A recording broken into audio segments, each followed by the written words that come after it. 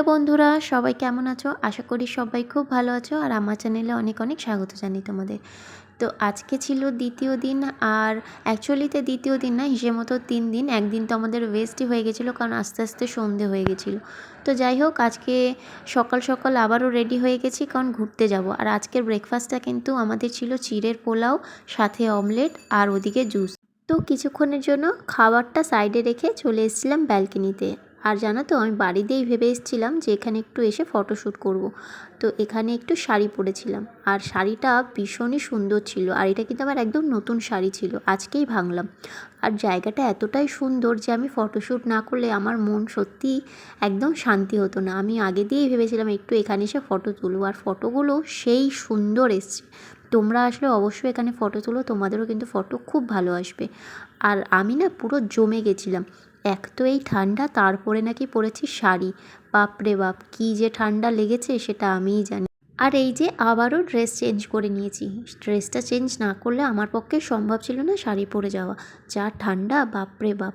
এই সোয়েটারটাই পরে তাও আমার যেন ঠান্ডা মানছিল না। তারপরে ভাব আমি শাড়ি পরেছিলাম, তাহলে কী অবস্থা হচ্ছিল আমার। তো এই যে এখন সিম্পল রেডি হয়ে এখন বেরিয়ে পড়লাম। আর এখন আমরা যাব একটু জুতে। আর এখন সবার আগে জানো তো, আমরা চলে গেছিলাম হচ্ছে চাঁদনি চকের ওখানে। চাঁদনি চকের ওখান থেকে আরও 5-10 মিনিট হেঁটে একটা ইন্ডিয়ান পেট্রোল পাম্প আছে, ওইখান থেকে আমরা জুয়ের জন্য গাড়ি ধরেছিলাম। আমরা যেহেতু শেয়ার গাড়ি করে গেছি, সেই জন্য তোমাদেরকে বললাম তোমরা চাইলে প্রাইভেট গাড়ি করেও যেতে পারো। তারপরে যেখান থেকে গাড়ি দাঁড় করিয়েছিল আমাদের জুয়ে যাওয়ার জন্য, সেখান থেকে একটা সিঁড়ি ধরে উঠে আরও 2 মিনিট হেঁটে তারপরে কিন্তু জুয়ের রাস্তা। সেখান থেকে তারপরে জুয়ে চলে আসতে পারো। আর জুয়ে যখন আমরা এলাম তখন কিন্তু এখানে ভিড় ছিল। আর এখানে কিন্তু টিকিটের প্রাইস ছিল হচ্ছে 110 টাকা করে, মানে 1 পার্সনের। আর তাছাড়া হচ্ছে এখানে কিন্তু বৃহস্পতিবার করে জুটা বন্ধ থাকে। তোমরা এখানে অবশ্যই এসো, আর অবশ্যই ঘুরে যেও, তোমাদের অবশ্যই ভালো লাগবে।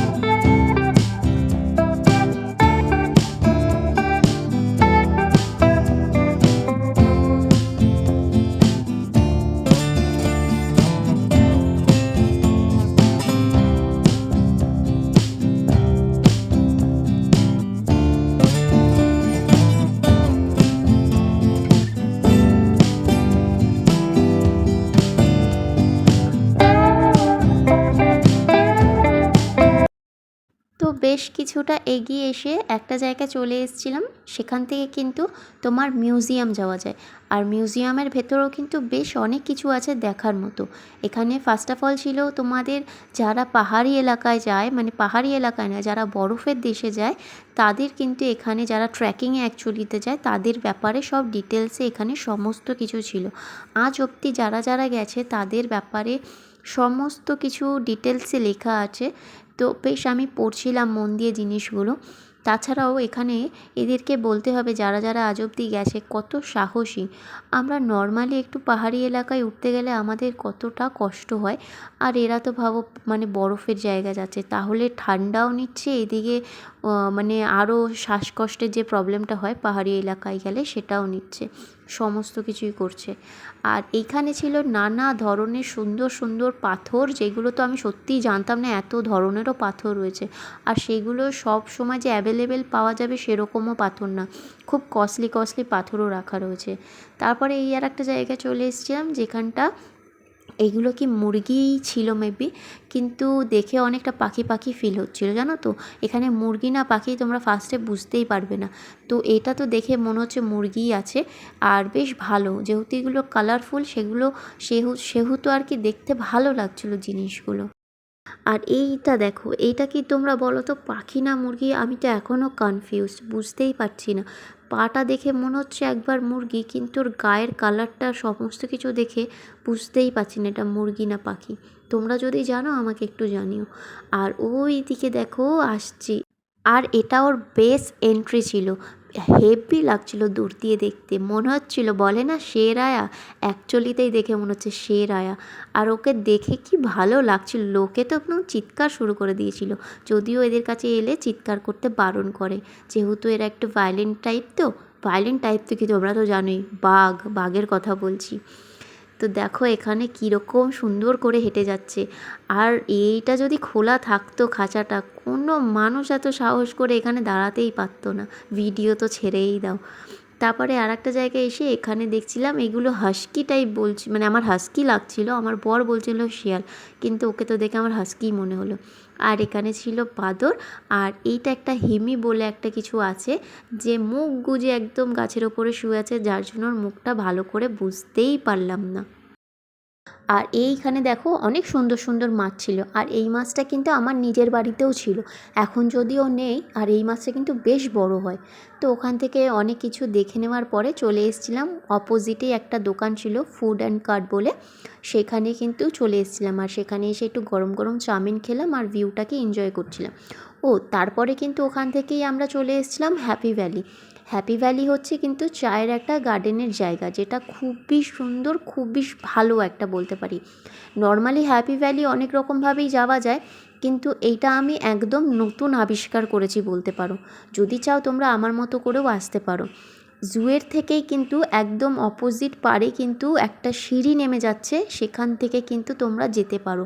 দেখো আমি ভিডিও করিনি বলে অতটা আমি ভালো করে ডিটেলসে বোঝাতে পারবো না, কিন্তু এই জায়গাটা এসে তোমাদের ফিল হবে পুরো স্বর্গর মতো। যদি তোমরা একটু নিজেরা মানে সাহস করে গিয়ে একটু তোমরা এক্সপেরিমেন্ট করো, তাহলে মেবি তোমরা এই জায়গাটা পেয়ে যাবে। কিন্তু জু থেকে এসে ফার্স্টেই যেখানে আমাদের গাড়ি নামিয়েছিল সেই জায়গা চলে গিয়ে কিন্তু তার অপোজিট পারেই একটা দোকান আছে খাবারের, তার সাইড দিয়ে কিন্তু এটা একটা রাস্তা চলে যাচ্ছে, সেইখান থেকে কিন্তু আমরা গেছিলাম। তোমরা যদি একটু জিজ্ঞেস করে করে আসতে পারো, অবশ্যই তোমরা এই জায়গাটায় এসো। আর তোমরা যদি নর্মালি হ্যাপি ভ্যালিতে তোমরা আসতে চাও, অবশ্যই যেতে পারো। সেটাও জানি না কোন রাস্তা দিয়ে নিয়ে যাবে, এটা তো আমরা নিজেরা হেঁটে হেঁটে এসেছিলাম। রাস্তাটা আমাদের লেগেছিল 15 থেকে 20 মিনিট মতো, কিন্তু ভীষণই সুন্দর। কিন্তু হ্যাঁ, আর একটা কথা বলি, আমাদের কিন্তু আসতেও খুব কষ্ট হয়েছে, যেতেও খুব কষ্ট হয়েছে, যেহেতু পাহাড়ি এলাকা, আমাদের এতটা মানে অভিজ্ঞতা নেই কোনো দিনও আসার বা থাকার, তো সেই জন্য কিন্তু একটু কষ্ট হয়েছিল উঠতে আমাদের। নামার সময় কোনো প্রবলেম হয়নি, কিন্তু ওঠার সময় খুবই কষ্ট হয়েছিল। আর এখানে কিন্তু টি গার্ডেন বলে একটা অন্য স্পটও আছে, যেটা তোমাদের গাড়ি করে নিয়ে যেতে পারে ঘোড়ায় আর কি, সেটাও যেতে পারো, সেটাও কিন্তু সুন্দর। কিন্তু আমার মনে হয় হ্যাপি ভ্যালিটা এখন বেশি মানুষ আসে, কারণ এটা কিন্তু সব থেকে বেশি সুন্দর জায়গা। আর আমরা নিজেরা আসতে এইভাবে এত সুন্দর একটা জায়গায় পৌঁছে যাব নিজেও ভাবতে পারিনি। এসে তো আমার ভীষণ ভালো লেগেছে, ইনফ্যাক্ট আমার বরেরও ভীষণ ভালো লেগেছে। আমরা কখনো গেলে নিজেরা আবারও এই জায়গাটায় আসবো, তখন তোমাদেরকে ভালো করে পুরো রাস্তার ভিডিওটা করে দেবো, যাতে তোমরাও হয়তো পরে আসতে পারো। কিন্তু আমার মনে হচ্ছিলো সত্যি ওই জায়গাটা পুরো স্বর্গ। তারপরে ওখান থেকে চলে এলাম আবারও শেয়ার গাড়ি করে, যেখান থেকে গাড়ি ধরেছিলাম, তারপরে আবারও ওখান থেকে আমাদের হোটেলের জন্য গাড়ি করে নিলাম। দেন এই যে এখন হোটেলে চলে এসেছি, আর এখন হচ্ছে খাওয়া দাওয়া করব। তার আগে আমার বর ওখানে গিয়ে বসে পড়েছে।